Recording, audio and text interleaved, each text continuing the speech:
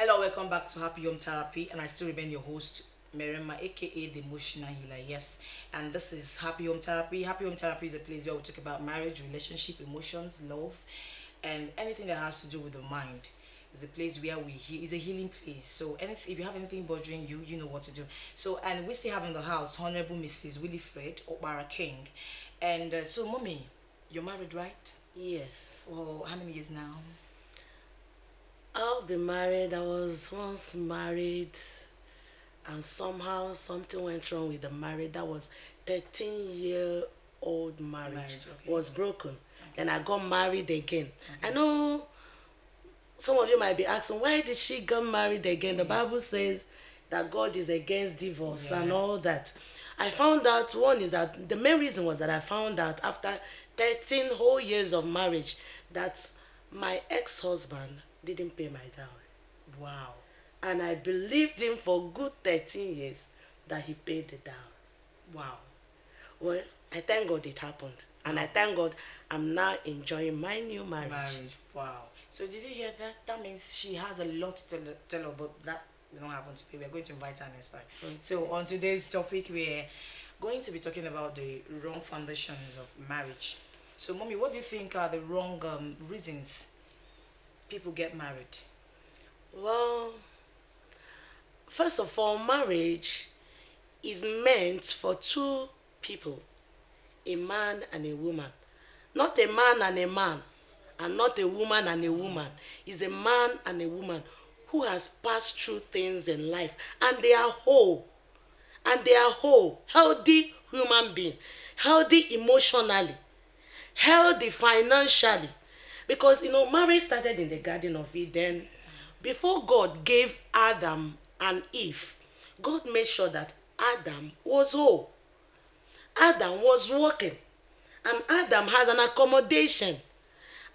God did not just create Adam and gave Adam Eve. No. Adam had something doing.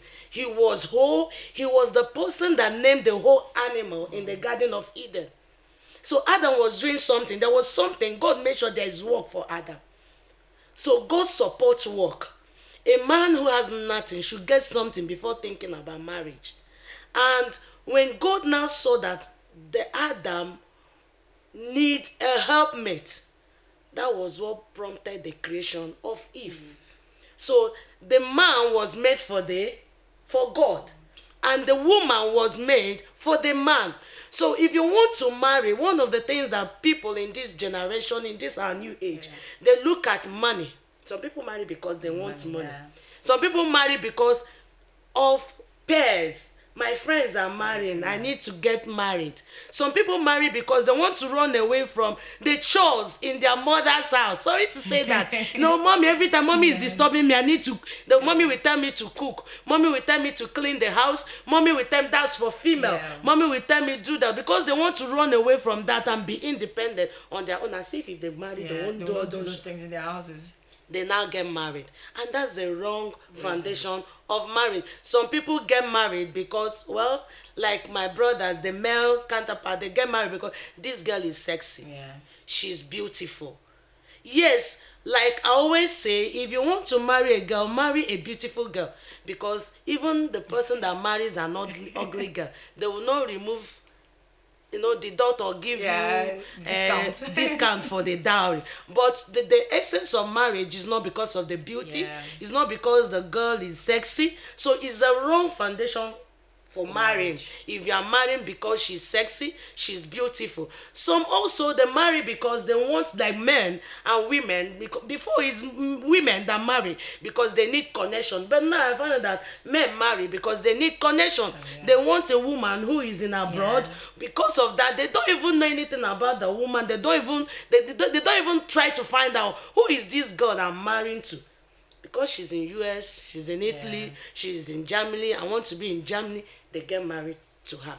And that's a wrong foundation for marriage. And many more.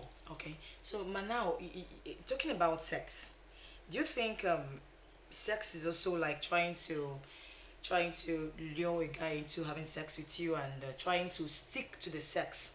The guy is always asking of sex and all that, And do you think that is a wrong foundation also? Like sex before marriage is a wrong foundation? It's a very, very wrong foundation.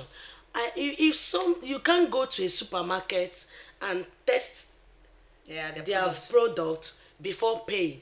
You pay before you Test. You test, and that's the right thing to do. When a guy has finished seeing your in and out, what I mean, having sex with you, what's the need? If I can get it for free, what's the need of paying? Pain. So it's a very wrong, is a wrong foundation. And not only that, if you cannot stay away from me and hold yourself, how can I trust you that when I give birth, you can hold yourself for the next 4 months, for the next 3 months before marriage? And again, how can I trust you when I'm having my menstrual cycle? Yeah. That you won't mess up with other girls. Yeah. So if you can hold yourself for those days that I'm in my menstrual cycle, it's the same thing. You can hold yourself for the rest of the day. And if I say, please wait for me in the next 2 years before marriage, you can hold yourself too. Okay, ma. Before I go over to the next question, yeah, she said something about Adam having something to do before God created Eve. So don't go and marry a man that, some men will be like, I am trying to, like the next 2 years I'm trying to set up something, the next 2 years I'm trying to get a house. Don't go and marry a man that keeps, I'm trying to kind of man, because he will keep trying to, he's 30 years, you can imagine a man of 30, he's still trying to. If you ask him, when are you going to get a house? Like move out of your parents' house, I'm trying to. When are you going to start working? I'm trying to. When are you going to get back to school? I'm trying to. When are you going to get a certificate from school and all? I'm trying to. Like some men are like that. So don't go and marry a man that keeps saying I'm trying to. Marry a man that has something, a man that is established. I don't mean you should marry because of it. We're not saying you should marry a man that has money. Marry a man that understands purpose, a man that knows his purpose in life, the reason of his existence, and a man that is working towards achieving that God-given talent inside of him. It's not about the money, trust me. There are some men that has a lot of talent inside of them. All they need is a woman who can advise Bring them. it out, Mary. Like, one thing is, when you want to marry, yes, I can marry a man. Yeah. When I talked with you, I know where you are heading to. Like I always tell people, if you're going to Lagos and you enter a vehicle going to Lagos, you will not have problem with the steering, and you will not start struggling with the steering. But if I'm going to Abuja and I enter the same vehicle with someone going to Lagos, definitely when we get to a particular junction, we'll start struggling with the steering. You might not have anything now. Like I tell some of my girls, you might not have anything now. You might not have anything per se. It means you might not have enough money now, but at least you are not a daddy's boy. Yeah. You are not a mommy's boy. Because the Bible made us to understand that for this reason shall a man leave the father and the mother and cleave to the wife. It must be a man who is ready to cleave to me. A man who is ready to say, okay, I am going to stand with you. Do you believe in me? And I'll say yes, as the lady. I believe in you. And I must have seen your future because we have courted. Yeah. We have talked. We have dated. So I know that there's something upstairs. And I'll also be able to be someone who can be able to bring out that purpose out. Like I always tell the women, I say the woman is the glory of the man. Yeah. So when a man is married and there is no glory, I question the woman. Yeah. Where is the glory of this man? Yeah. A woman is meant to bring out the best in a man. The same way, a man is meant to bring out the best in a woman. I'm a politician today. You can hear her calling me honorable. I never thought about entering into politics. Yeah. It was my husband. Wow. He made me understand that there is something in you that the nation needs. So who brought out that thing? Is the man. What of if I've married a man who doesn't understand and who cannot help me to bring out this hidden treasure inside of me? Yeah, you're right. So you must marry someone who can bring out the best from you. Not just the money aspect. Yes, you must be I can't marry a man who is not hardworking. Yeah, you understand?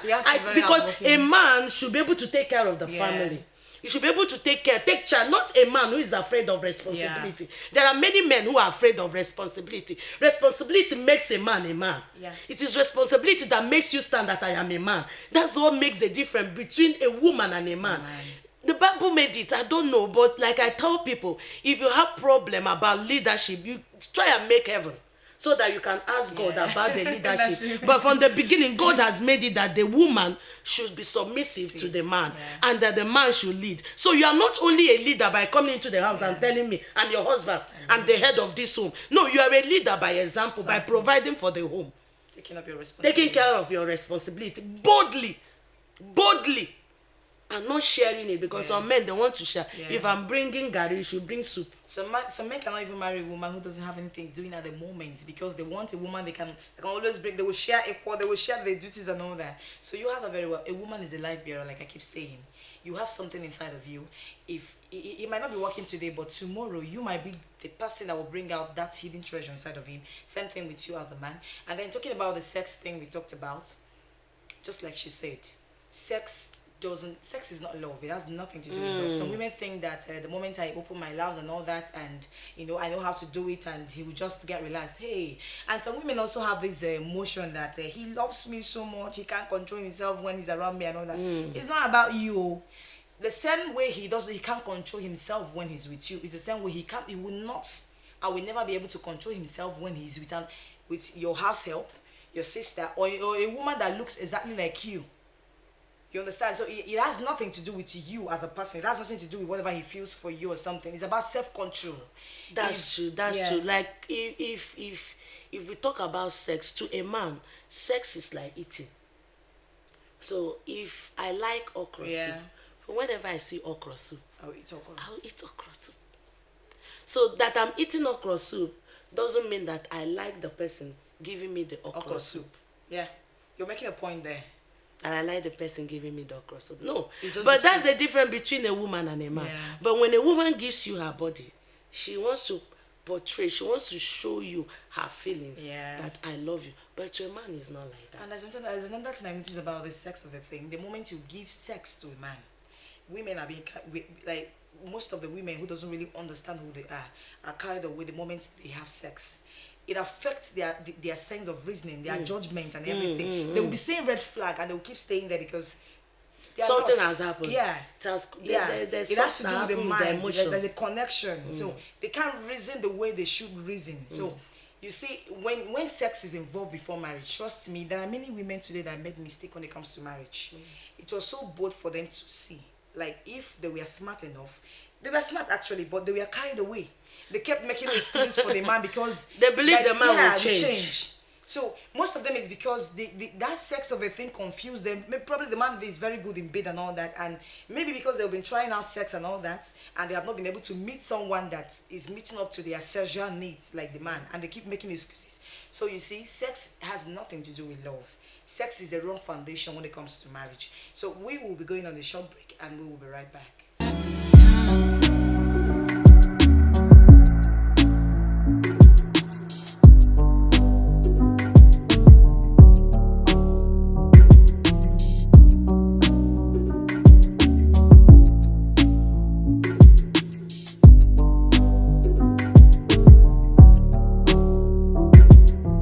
Welcome back to Happy Home Therapy, and I still remain your host, Merema, aka the Emotional Healer, and we still have in the house Hon.Mrs. Winifred, Opera King. And we are saying something earlier on, and okay, back to the something is I'm having administration kind of. Okay. Some people will say they want to marry a God-fearing man, they want to marry a God-fearing woman. And you and I, if you can agree very well with me, that it's not everybody in the church that are God-fearing. Yes. It's not everybody that carries the Bible that are God-fearing. Yeah.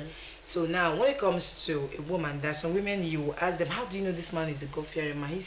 She'll be like, he goes to church, we worship the same church and all. Is that a wrong foundation? Like, It is. Being a God-fearing person has to do with character. Okay. It has to do with character. If you cannot say a man is God-fearing because he has read his Bible from Genesis to revelation, or he sleeps every day in the church. There are men in our generation. We find that men and women now take church as a hideout, as a coverage, to cover their bad characters. A God-fearing person, one of the characteristics of God is self-control. So when we talk about self-control means you have the character of God. Because many people have sinned against God. They have done a lot of bad things against God. But God did not destroy them. He still gave them opportunity. Even in his anger, you see, he will hold back. That's self-control.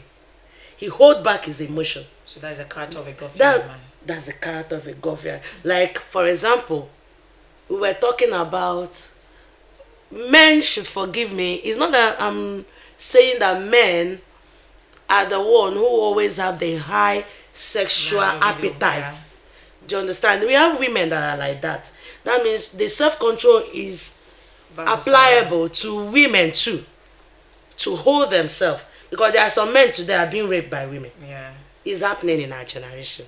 So we want to correct that. A God-fearing man, and there are some men that also rape women. Exactly, the same thing. So a God-fearing person is not because he buys you chocolate. He gives you what you want. Because he carries the Bible. Because he carries the Bible, he sleeps in church. Doesn't make him a God-fearing person. But someone who respects you. God. Who respects you. And again, who will not disrespect you whether you are there or not. He cannot do those things. He cannot do before you. He cannot also do it behind you. That's a God-fearing person. If you're a woman that respects your husband or your spouse, if you do that in the open, you should also do that when he's not there. If a man say, don't touch this, if he's there, he's not there, don't touch. If a woman say, I don't like this, if she's there, she's not there, you don't do it. You are not sleeping around because of the woman. You are not sleeping around because there is God everywhere and he sees you. That's a God-fearing person. You are not lying because you want to impress the man or the woman. You are not lying because there is an unseen being watching. So it's not because about you. It's not all about you. That's not why I am keeping myself. That's not why I'm honest. That's not why I'm sincere. That's not why I have self-control. I have self-control and all this because these are the character of God. And a character of someone that say, I know God.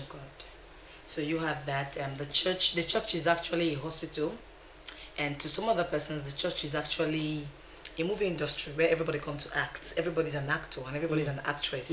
When they come to church, once they come in, of course they will act according to, so that they will still belong to the Christendom and all that. So you don't just marry someone because you met him or her in church.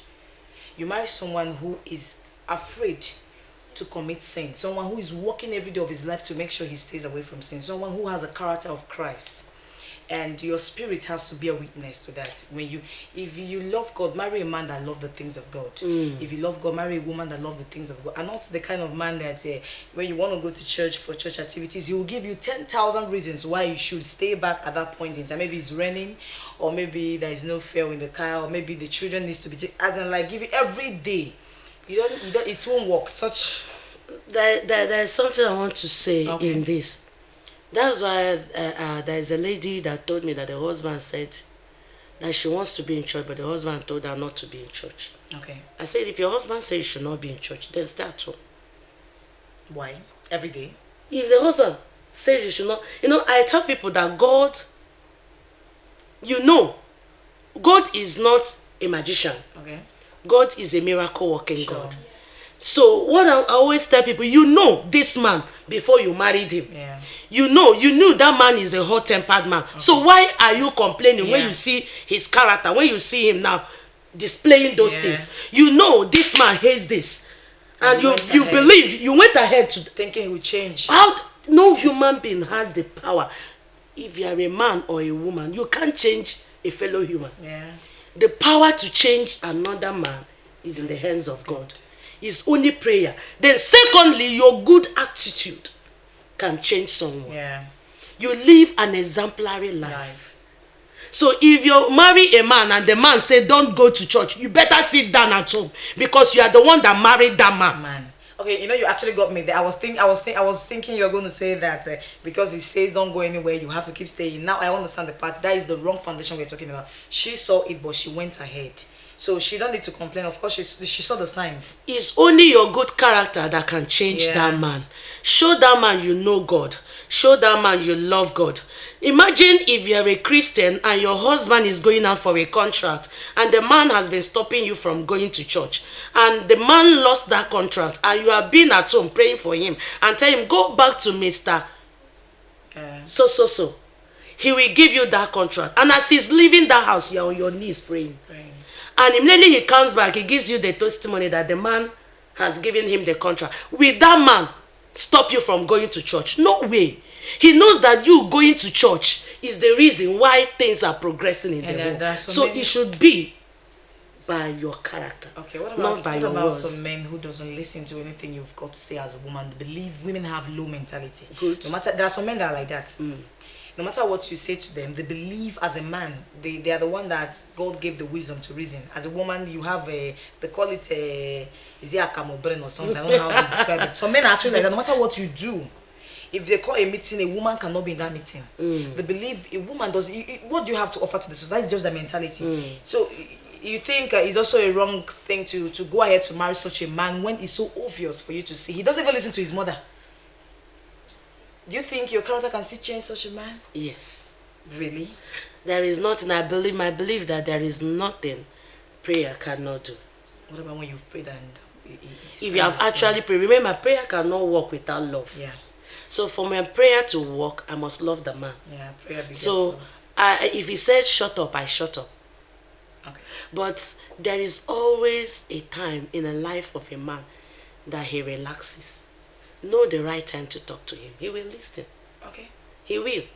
So you're trying to say now a courtship of 1 year, and from the first day of that courtship to let's say the 9th month of it, this man is still adamant. She has prayed. In fact, she's been praying, and he's still repeating that same attitude. In fact, he has told her severally in capital letters, stop trying, it will not work. Then why marry the person you know you are not compatible with? Okay. Why go ahead with that marriage? That's exactly where I wanted to go to. So now, why marry the man? What about in a situation, because there is something that has been happening recently. In some marriages, you will notice that when it's time for match, like football and all that, the man will usually go out. And then when you ask him, some women, when it's time for that match, they're just alone in the house. If it's going to take 1 week, if it's going to take 5 days, if it's going to take 1 month for that match, she is going to be alone in the house. In fact, she saw it, but she believed, of course, she mustn't like football. Do you think it's also a wrong foundation? Do you have to marry someone in that part of what you love, your hobbies? Do you have to marry someone that has the same hobbies as you do? If love means sacrifice. Okay. I wasn't good in politics. Okay. Like I said, my husband talked me into politics. And knowing that he likes politics, I started liking politics. So if you know your husband love watching football, love watching sports, what stops you from making that place conducive for him to watch his sports and also analyze the football with him? If he can get someone, what takes men out is that you are there sitting down, there's nobody to help them analyze the matches. But if you can give them good analysis of matches or the sports they are into, then what will take them out? Imagine I do Nkwobi and have shouting that shout, and have everything, and I'm there now. Say, Honey, did you see that thing happening there? Look at that. See Ronaldo, that go. What will make that man go out? Because he has everything he will see at the time. So marriage needs sacrifice. Yeah. Is a gift. You must somehow bend. Yeah. Bend for the other partner.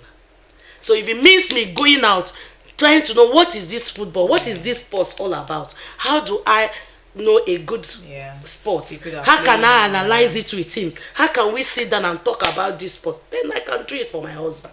Okay, so you're saying that what we are trying to say on this now is marriage is actually a commitment. You have to be ready to commit, to adapt and adjust. So in this part, you there's people who passionately hates football. I'm one of them. Okay. Like the sound of it alone irritates me. So you're saying that if you know very well that there's nothing in this world that will make you adjust to that, you should not even try it, right? You should not, because little things can cause divorce. Yeah.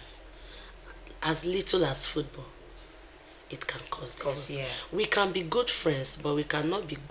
Two people that are good friends might not be good enough for marriage. Yeah. So if we are friends, let's be friends. Let's be friends. Then know someone that. And another thing, let me tell you, that you married the wrong person is 20% of that marriage. And that you married the right person is also 20% of that marriage. You have 80% to work on. So a bad person, if you work very well on it, you can also make something good out of it. And that you married the best person, you can also ruin that marriage. Wow. So now, what do you think are the right foundations to look at for the things you have to look out for when wanting to settle down? The right things to look out for, and not this other way around. Someone that you have the same vision with. Okay. The same belief. Like I always tell them, yes, even in Christendom, the same belief in Christendom. Yeah. Like if you are someone who is into believing that a woman should not put on trousers, why marry someone like that? Thinking you are going to change her. Thinking you will change her. So marry someone that you have the same belief with, someone you love. If it's a woman, someone you can submit to, someone that can tell you sit down, you sit down, stand up, you stand up. And if it's a man, someone you are crazy about, that you admire so much, that whenever you see her, a light comes into you. These are the things. And someone that you can trust. And your friend, that's right. And your friend. You can tell anything. Anything means anything. That means you can talk sexual talks and all that to it. Yeah. Not someone that you whenever you want to have sex, you say off the light. No. Yeah, someone that you're just... You are free with. He's your friend. You can discuss anything with. So you have the Hon.Mrs. Winifred King, and because of our time, she has a lot to say, but because of our time, we are going to invite her on our next episode, probably, if she accepts to that. But for the meantime now, just like we said earlier on, there are things you have to consider first before walking into that marriage. You don't marry a man because he has money. You don't marry a man because he's handsome, because there are thieves. There are armed robbers that are very handsome, like very, very handsome. So what happens when you get married to a very handsome man and he happens to be an armed robber? And there are many pretty girls with bad character. There are many pretty girls that has everything it takes for you, that are very presentable. Like when they come out here, oh my God, your friends will start speaking in tongues and all that. But they have a very bad character. They nag. In fact, their nagging can pull down a building. What happens when you get married to such a woman? And then there are things you don't just marry for. Money fades away, beauty fades away. A man that is rich today can be very poor too, like poor, that he can't even buy pure water to drink. Exactly. And a man that is very poor today can be very rich, even more than Dangote. Yes. So there are things, there are vital things to look at when wanting to settle down. You have to marry someone that has the same vision, someone that understands where you're going to. You have to marry your friend, someone you can play with, someone. There are some couples that before the husband will get to know a particular project, the mama in the village already know about it, the papa or brothers. In fact, they will be the one to make conclusions, and then the wife will come to hear later on. The husband is very bad. You have to marry someone that you, oh my God, someone you are very free with. There's no pretense about it. Someone that if he's Gary, the two of you will soak it without pretense and all that. Marry someone who understands your pockets. Men, this is to you. There are some men that pretend they're law. They will be claiming they have millions in their accounts when they have nothing. When you marry a woman, lying is very... If you don't have anything, speak to that. That is why you have to marry your friend. She will understand. Your friend will marry you for who you are. Trust me. It's not about what you have. So please, there are many... Look out for the right things before settling down, because the foundation of the things matters. And if you're in a courtship and there are some things you're seeing in courtship that is not good, please... Don't go ahead saying he's going to change or making excuses for him. Marriage doesn't change people. Rather, marriage is a discovery stage. It's a place where things that you did not even see in the courtship. We even as in like when you see them, you will be surprised. And even those things you were seeing in courtship, they will multiply. So what is the point of you making excuses? The point of you trying to say it's going to change another? Please look out for the red flag. It's very, very important. Try make sure that the foundation is a very solid one for it to be able to stand the test of time. Thank you very much. It was nice having you on today's episode. Thank you very much, Honorable. Thank you. Thank you, viewers. Thank you. And thank you very much. And as you all know, this is Happy Home Therapy. You can check us out on our Facebook handles and our Instagram and on our YouTube. And also, we give a shout out to our executive producer. Thank you very much, Ade. And it was good having you on today's show. See you next time on our episode. Bye.